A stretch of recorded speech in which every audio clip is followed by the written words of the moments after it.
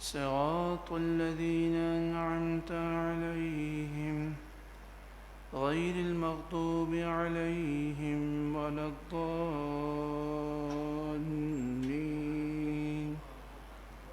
آمين ثم آمين بجاه سيد المرسلين صلى الله عليه وآله وسلم إن الله وملائكته يصلون على النبي يا أيها الذين آمنوا صلوا عليه وسلموا تسليما اللهم صل على سيدنا ومولانا محمد بن عبد الله ما ضاق أمر إلا وفرجه الله اللهم صل على سيدنا محمد صاحب الخلق العظيم وعلى آله وصحبه وسلم صلاة وسلاما عليك يا سيدي يا سيدي يا سيدي يا رسول الله نويت سنة الاعتكاف لله تعالى۔ آج 17 رمضان المبارک ہے۔ آج کے دن کو یوم الفرقان کہتے ہیں۔ فرقان کے معنی ہے حق اور باطل میں فرق کرنے والا۔ تو یہ وہ دن ہے جس دن غزوہ بدر ہوا اور حق اور باطل میں فرق بالکل واضح ہو گیا، تو اس نسبت سے اسے یوم الفرقان کہتے ہیں۔ آج کے دن کو غزوہ بدر سے نسبت ہے، اصحاب بدر اور شہداء بدر سے نسبت ہے، اور آج کے دن کو ام المومنین حضرت عائشہ صدیقہ رضی اللہ تعالی عنہا سے نسبت ہے۔ نبی کریم صلی اللہ علیہ وآلہ وسلم اپنی ازواج مطہرات میں سب سے زیادہ محبت ام المومنین حضرت خدیجہ الکبریٰ سے فرماتے ہیں۔ ان کے بعد سب سے زیادہ محبت ام المومنین حضرت عائشہ صدیقہ رضی اللہ تعالی عنہا سے فرمائی۔ ایک موقع پر سیدہ کائنات حضرت عائشہ، سیدہ کائنات حضرت فاطمہ الزہرا رضی اللہ تعالی عنہا حضور کی بارگاہ میں حاضر ہوئیں اور عرض کی کہ یا رسول اللہ صلی اللہ علیہ وسلم، دیگر ازواج مطہرات کے سامنے یہ بات ظاہر ہوتی ہے کہ آپ تمام ازواج کے درمیان انصاف فرماتے ہیں، برابری فرماتے ہیں، لیکن محبت آپ حضرت عائشہ سے زیادہ کرتے ہیں۔ تو پیارے آقا صلی اللہ علیہ وآلہ وسلم نے فرمایا، اے فاطمہ، کیا تم مجھ سے محبت کرتی ہو؟ عرض کی، ابا جان میں آپ سے محبت کرتی ہوں۔ تو فرمایا پھر عائشہ سے محبت کرو۔ حضرت خاتون جنت فاطمہ الزہرا رضی اللہ تعالی عنہا پھر آپ دیگر ازواج مطہرات کے پاس گئیں اور حضور صلی اللہ علیہ وآلہ وسلم کا فرمان پیش کیا، تو انہوں نے بھی کہا کہ ہم حضرت عائشہ سے محبت کرتے ہیں۔ حضرت عائشہ صدیقہ رضی اللہ تعالی عنہا آپ سے جب نبی کریم صلی اللہ علیہ وآلہ وسلم نے نکاح فرمایا تو آپ کی عمر 6 سال تھی، اور جب رخصتی ہوئی تو اس وقت عمر مبارک 9 سال تھی۔ محدثین نے، سیرت نگاروں نے اس کی حکمتوں کو بیان کیا کہ نبی کریم صلی اللہ علیہ وآلہ وسلم نے حضرت عائشہ صدیقہ رضی اللہ تعالی عنہا سے نکاح کیوں فرمایا؟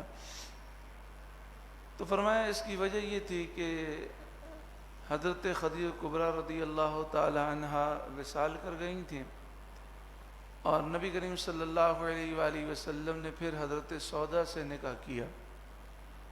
اب حضور کے نکاح میں ایک ہی زوجہ تھیں، تو اللہ تبارک و تعالی نے جبریل امین کو بھیجا، اور جبریل امین جنتی ریشم میں حضرت عائشہ کی تصویر لے کر آئے۔ دیکھیں، مجھے اور آپ کو تصویر بنانا منع ہے، لیکن اللہ رب العالمین تو خالق اور مالک ہے، تو اللہ نے تصویر بھیجی، اور جبریل نے وہ تصویر دکھا کر کہا کہ اللہ تعالیٰ فرماتا ہے یہ آپ کے نکاح میں داخل ہوں گے۔ تو یعنی گویا کہ حضرت عائشہ سے نکاح کرنے کا حکم اللہ نے دیا۔ ظاہری سبب یہ ہوا کہ حضرت صدیق اکبر رضی اللہ تعالیٰ عنہ نے حضور کی بہت خدمت کی، اور نبی کریم صلی اللہ علیہ وآلہ وسلم نے فرمایا کہ جس نے مجھ پر احسان کیا میں نے اس کے احسان کا بدلہ چکا دیا، مگر صدیق اکبر کے احسان کا بدلہ اللہ چکائے گا۔ اور کیسے اللہ تعالیٰ چکائے گا؟ کہ اللہ تعالیٰ صدیق اکبر رضی اللہ تعالیٰ عنہ کو اس طرح اپنا دیدار کرائے گا کہ صرف صدیق اکبر اللہ کو دیکھیں گے، خصوصی دیدار ہوگا۔ تو چونکہ صدیق اکبر رضی اللہ تعالیٰ عنہ آپ نے بڑی خدمت کی، حضور بڑی محبت فرماتے تھے، تو حضرت صدیق اکبر نے درخواست کی کہ میں یہ چاہتا ہوں کہ قیامت کے دن آپ سے میرا رشتہ قائم رہے، تو آپ میری بیٹی کو نکاح میں قبول فرمائیے۔ تو نبی کریم صلی اللہ علیہ وآلہ وسلم نے ان کی خواہش کو پورا فرمایا۔ تیسری وجہ یہ تھی کہ حضرت عائشہ صدیقہ رضی اللہ تعالی عنہ جو ہیں، یہ جب پیدا ہوئیں تو آپ کے والدین بھی مسلمان تھے، پورا گھرانہ مسلمان تھا، اور روزانہ دوپہر میں نبی کریم صلی اللہ علیہ وسلم صدیق اکبر کے گھر پر تشریف لاتے، تو ان کی پرورش حضور کے سامنے ہوئی، اور صدیق اکبر نے ان کی پرورش کی۔ تو آپ بچپن سے اسلام میں بہت پختہ تھیں، پھر آپ ذہین بھی بہت زیادہ تھیں، اور آپ کا حافظہ بھی بہت قوی تھا۔ تو نبی کریم صلی اللہ علیہ وآلہ وسلم نے یہ چاہا کہ ان کی تربیت کی جائے، اور ان کو وہ حدیثیں بیان کی جائیں جو حدیثیں میاں بیوی کے معاملات اور گھریلو معاملات اور بچوں کے معاملات سے جو نسبت رکھتی ہیں۔ عقید جہاں صلی اللہ علیہ وآلہ وسلم بہت زیادہ شرم و حیا رکھتے، تو یہ چیزیں ازواج مطہرات کے علاوہ کسی اور سے بیان کرنا ممکن نہ تھا، تو آپ نے خاص تربیت فرمائی۔ 9 سال تک حضرت عائشہ صدیقہ رضی اللہ تعالی عنہا حضور کی تربیت میں رہیں۔ 9 سال میں آپ نے اتنی حدیثیں یاد کر لیں کہ سارے حدیث کے راویوں میں سب سے زیادہ حدیث کے راوی ہیں حضرت ابو ہریرہ، ان کے بعد حضرت عائشہ سے حدیث مروی ہیں۔ اور بڑے بڑے صحابہ کرام جب کسی مسئلے میں پھنستے تو وہ حضرت عائشہ صدیقہ رضی اللہ تعالی عنہا کی بارگاہ میں حاضر ہوتے، آپ پردے میں جواب دیتے ہیں، تو صحابہ کرام حیران ہوتے کہ وہ جس مسئلے میں پھنستے حضور نے اس مسئلے کا جواب حضرت عائشہ کو سکھایا ہوا ہوتا، حدیث موجود ہوتی۔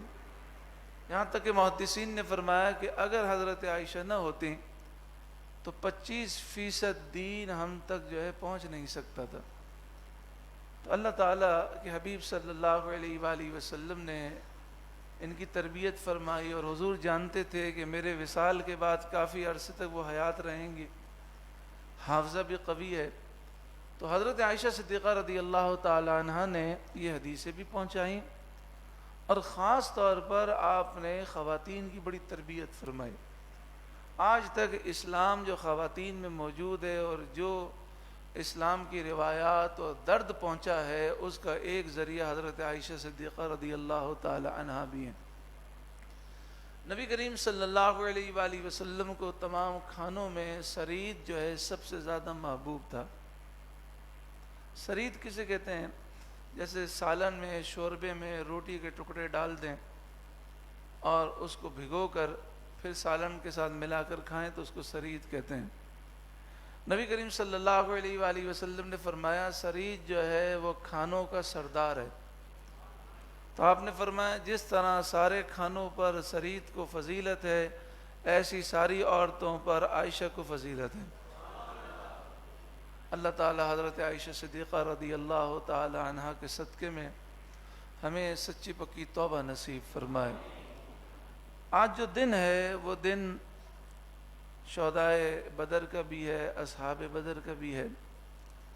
اصحاب بدر کی جو تعداد ہے وہ 313 ہے۔ ان کے نام کی ایسی برکت ہے کہ آپ یہ 313 نام پڑھیں اور ان کے وسیلے سے دعا کریں، ہر دعا قبول ہو جائے گی، ہر بیماری سے شفا موجود ہے۔ یعنی اللہ والوں کی وہ شان ہے کہ ان کے نام لینے سے مشکلات آسان ہو جاتی ہیں۔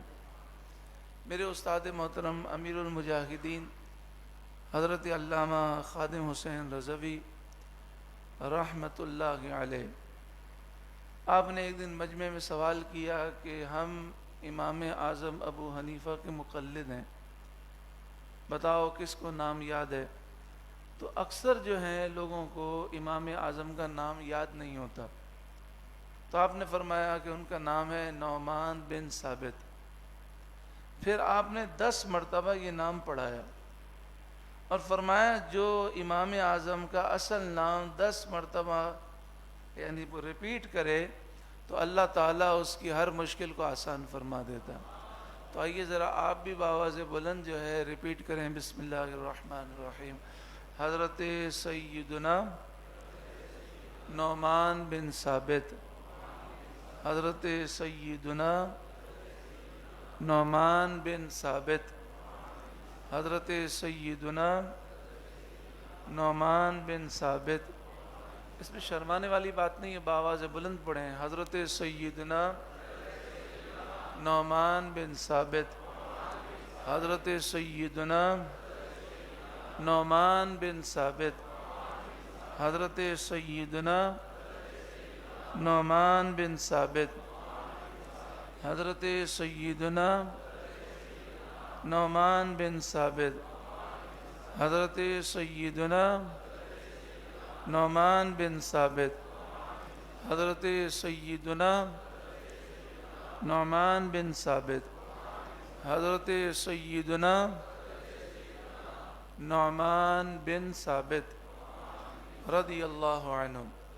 اللہ تعالیٰ اس نام کی برکت سے ہماری ہر مشکل کو آسان فرمائے۔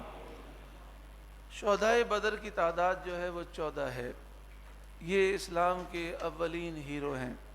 اللہ تعالیٰ اس مقام کی حاضری بھی نصیب فرمائے جہاں شہدائے بدر ہیں، بدر شریف میں۔ وہیں پر ایک مسجد ہے، مسجد عریش۔